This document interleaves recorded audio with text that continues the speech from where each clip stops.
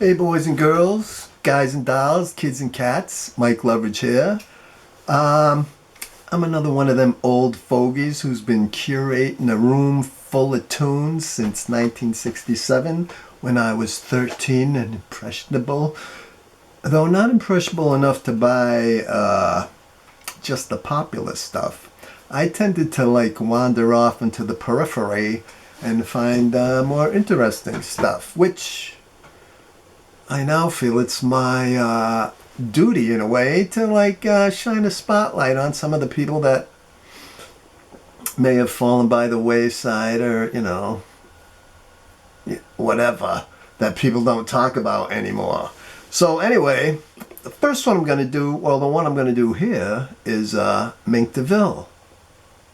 Yeah, Mink DeVille, one of the first bands, one of the big bands out of CBGB's, a band that Bob Dylan himself said should probably already be in the Rock and Roll Hall of Fame. And yet, the All-Music Guide to Rock, the definitive guide to rock, pop, and soul, as of 2002, dropped Mink DeVille and Willy Deville from their pages. Nowhere to be found. Okay. Crazy. So who is Mink DeVille?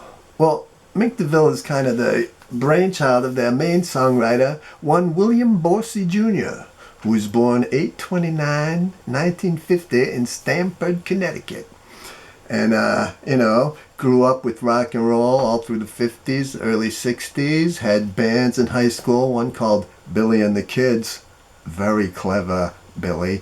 Anyway, so by the time he graduated high school, he's trying to figure out what to do. In 1971, he takes a trip to England, London, to see if he can figure out what kind of music's coming up, and it's not really for him. They're all psychedelic, big guitar solos, extended tracks, and that's not really his thing. So he comes back to New York, and then by 74, he's out in San Francisco looking around to see, what he can do out there. Meets up with a guy named Ruben Seguenza, who plays bass, a guy named Tom Allen, who's a drummer, a guy named Richie Colbert, keyboard guy, and they play around in some of the dive bars in San Francisco, leather bars, under names like the Lazy Eights or Willie Desade and the Marquis and stuff like that. And eventually they come up with Mink DeVille, and Willy Borsey becomes Willy DeVille. And Willy DeVille, I think, is William Borsey Jr.'s greatest work of art. I mean, Willy DeVille walks right out of West Side Story, the prime #1 shark, a hot-blooded, street corner singing, doo-wop, juvenile, delinquent rock and roller with a heart of gold. Part Zorro, part Inigo Montoya, with a little bit of Dracula. Yes, Dracula, because his songs are just timeless. Whoa, songs of longing and heartbreak and joy and romance, written in a style all their own and sung like each word is a beat of his heart and means everything in that moment, 'cause it does. Well, anyway, Willie, in 1975, he's reading Melody Maker or something, and he reads about CBGBs and the Ramones and everything that's going on in New York City. And him and the band trek on out to New York and audition at CBGB's and become one of the house bands. They played there from 75 through 77. In fact, they even make an appearance on the legendary Live at CBGB's. They, like Robert Gordon's Tough Darts and The Shirts with Andy Golden, get 3 songs each on this thing. And yeah, you don't see any Blondie, no Ramones, no Talking Heads, no television, but Mink DeVille is here, live at CBGB's. So anyway, around 77, they do eventually get signed by a major label, that being Capitol Records, and they record their first album, Mink DeVille, which everybody says it's called Cabretta in Europe. I mean, it says Cabretta there. Why is it just Mink DeVille? I don't know. Anyway, this is a great album. Has a bunch, I mean, I don't know how, let's see, yeah. Spanish Stroll, I think, was a song and a hit in the UK, but nothing did real big over here, though WBCN used to play Spanish Stroll and Cadillac Walk, which is where I heard them. This has great songs. Venus of Avenue D, Little Girl, You Probably Don't Know It, like One Way Street, Mixed Up, Shook Up Girl, Gunslinger. I mean, it's got some doo-wop, it's got rock and roll, it's got some Spanish stuff, Can't Do Without It, nice doo-wop, Cadillac Walk, written by Moon Martin, Spanish Stroll, She's So Tough, and Party Girls. This is a fine, fine album. Here's Mink, Willy Deville on the cover, and the whole band on the back with the little doo-wop backup singers. This is a fine album. If you see it, you should definitely pick it up. That was in 1977, I believe, and it was produced by Jack Nietzsche. And Jack has been known to say that Willy DeVille is the best singer that he ever worked with. And he's worked with Neil Young, not necessarily the best singer, but anyway, and others. But in 1978, they came out with Return to Magenta, album number 2, which is very similar to the first one, Cabretta. It's got, like, you know, Spanish stuff, doo-wop, some rock and roll, rhythm and blues. It's all about the romance, baby. And songs like Guardian Angel, great tune. Ooh, don't like the font on this, but anyway. Ooh, Soul Twist, A-Train Lady, Rolene, another Moon Martin song. Desperate Days, a great tune. Just Your Friends, co-written with Jack Nietzsche. Steady Driving Man, a little blue thing. Easy Slider, some New Orleans style blues, rhythm and blues. I Broke That Promise, and Confidence to Kill. This is another great album by a great band and a great songwriter who is also an outstanding singer. I mean, he inhabits every tune. You gotta believe this guy. I mean, watch any video of him on YouTube and you'll know what the hell I'm talking about.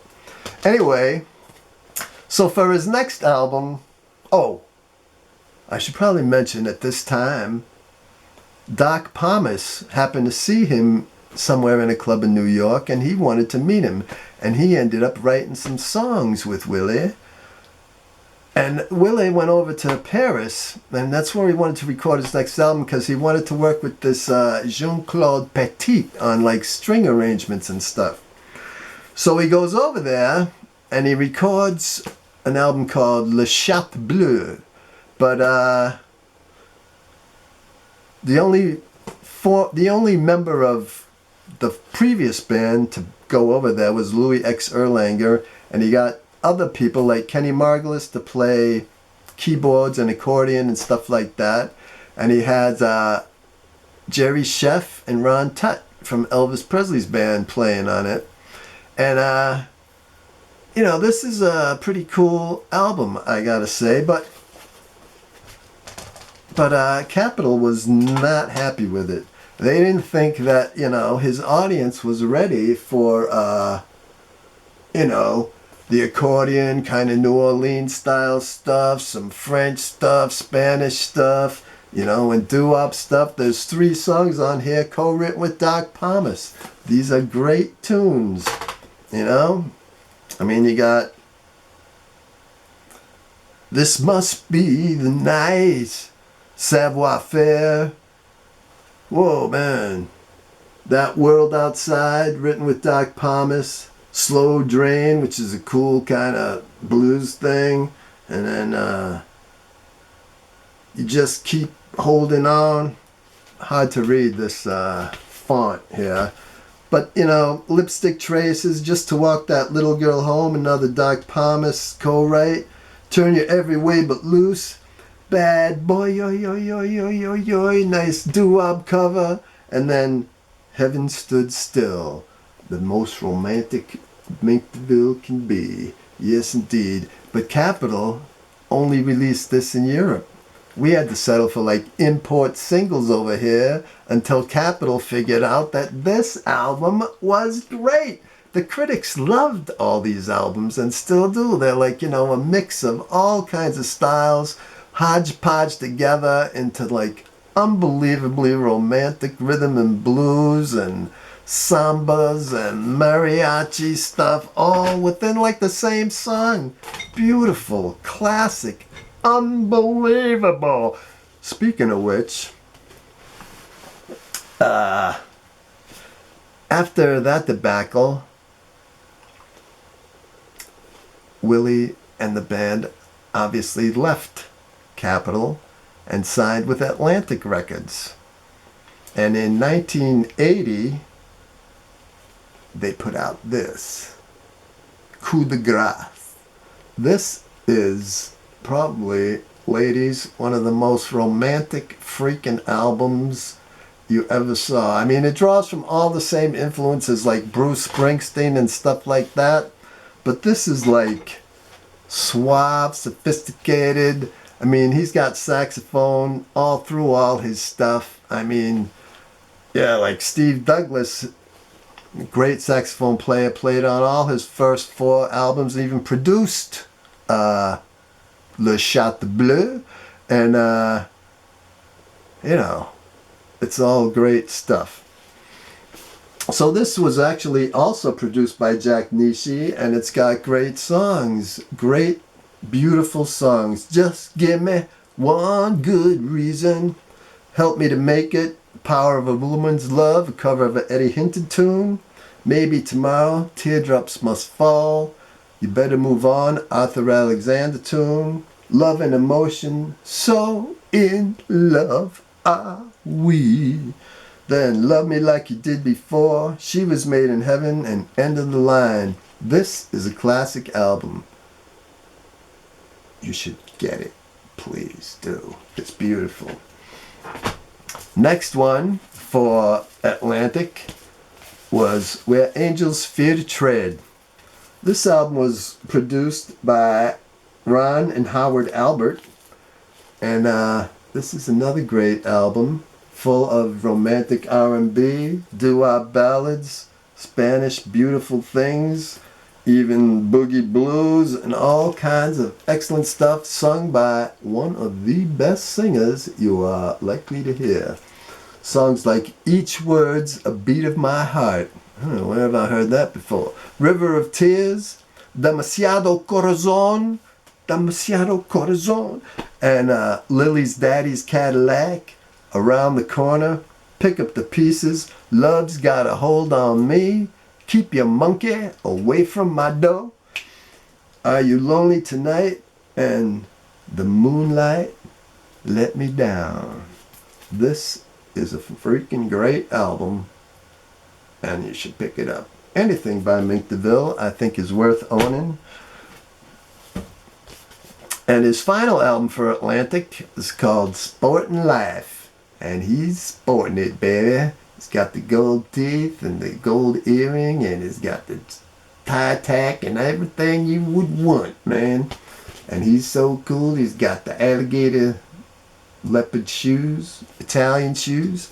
This album was produced by Willy himself and a guy named Duncan Cameron at Muscle Shoals. Hi, my name's Willy Deville. No, not really. But anyway, yeah, and it was recorded at Muscle Shoals with the Muscle Shoals rhythm section. Roger Hawkins, David Wood, Jimmy Johnson. Has some great songs on it. In the Heart of the City, I Must Be Dreaming, I Wear Italian Shoes. Yeah, Slip Away, who I think that was a hit for somebody else, but I can't remember who it was.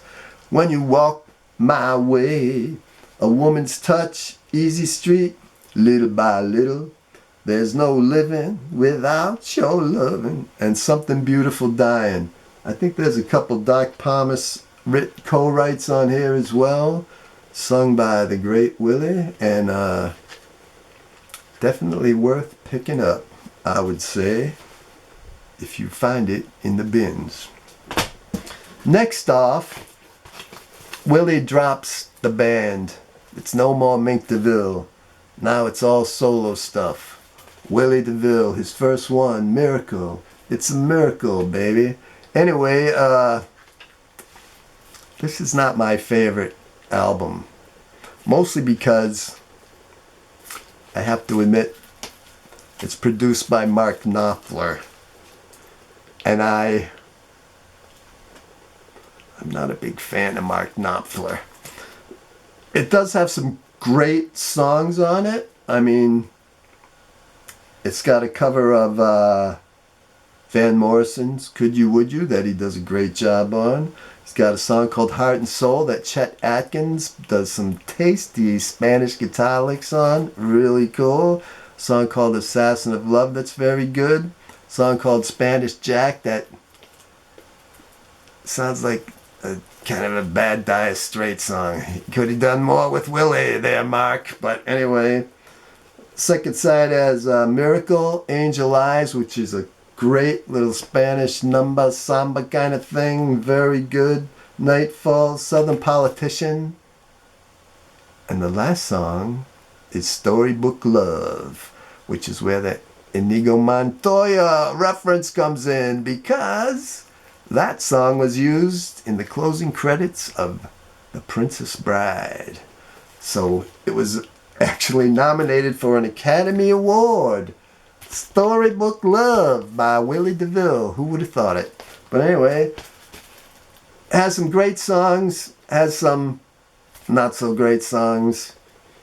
No saxophone, no horns at all. And it was produced by Mark Knopfler, who personally I can do without. But that's the way it goes. Anyway, so that didn't do so well, these albums. These albums are all critically acclaimed. I mean, he's doing stuff that's like groundbreaking and beautiful and great singing. But America doesn't like that. America wants to put people in boxes. They want a genre. You're that, you're that, you're that. Anyway, it doesn't work that way. So, most of his next albums are kind of on independent labels, or they end up getting released in Europe only and stuff like that. But they're all good albums. I mean, after Miracle in 1990, he puts out an album called Victory Mixture on Sky Ranch label in France, produced by a guy named Carlo Dita. And it's kind of a homage to like all kind of New Orleans musicians. I mean, he has Alan Toussaint, Dr. John, Eddie Bow and stuff, people playing on it. And it's recorded like the old way, you know, like with the microphone in the middle of the room, and they're all just playing.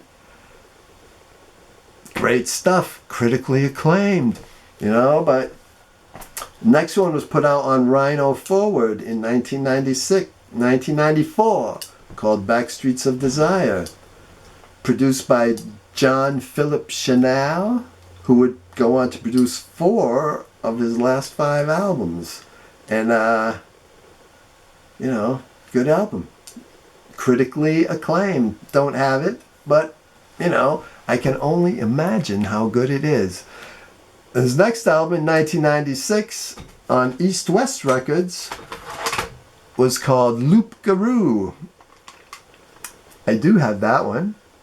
It's a very fine album. It's got a lot of great tunes on it, like No Such Pain as Love, Running Through the Jungle, When You're Away From Me, Angels Don't Lie, Still, I Love You Still, White Trash Girl, which is like a boogie blues kind of thing, You'll Never Know, which is a duet with Brenda Lee, the great Brenda Lee. Very well done, great song. It's like he just called her up out of the blue, played her the song, and she said, yeah, I'll do that. You know? Great guy. Ballad of the Hoodlum Priest, Heart of a Fool, Hace Te Amo, which is the Spanish version of Still, I Love You Still, which he had done earlier on this same album. Crazy. Loup Garou, Belle Gola. Loup Garou is werewolf. And you can see he's haunting New Orleans, the beautiful thing. Does a cover of The Time Has Come Today by the Chambers Brothers and ends it with By One Desire, a vampire's lullaby. Haunting, romantic, beautiful. You should pick this album up by Willy Deville if you can find it. And he put out a few more. His next album was called Horse of a Different Color. It was produced by Jim Dickinson in Memphis and had the Muscle Shoals rhythm section on it and a bunch of other people. I mean, I think Skunk Baxter and Dr. John and a bunch of people make appearances on all these albums. In '04, he put out an album called Crow Jane Alley with like David Hidalgo, some Mexican bands and stuff on it, mixing and matching all different kinds of styles. Critically acclaimed, of course, but the only success he's having is in Europe. They get it. America doesn't.